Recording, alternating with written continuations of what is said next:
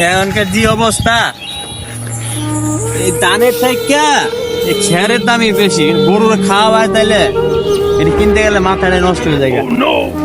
কামলা রাখছি আর আলা কি কাম করতে দুনিয়া লারা এনে পড়ে রয়েছে। গুছাই তুলুন লাগবো না, দুনিয়া লারা ফেলা রাখছে। এ ভাইরা এটি সব টুকা আমাকে মিয়া কেন আঙ্গা ধানের থেকে খেরের দাম বেশি কেন? গরুর খাওয়াইতে গেলে এটা গরুর খাদ্য, প্রথম খাদ্য, আর তোমরা এনে এনে ফালায় রাখছো।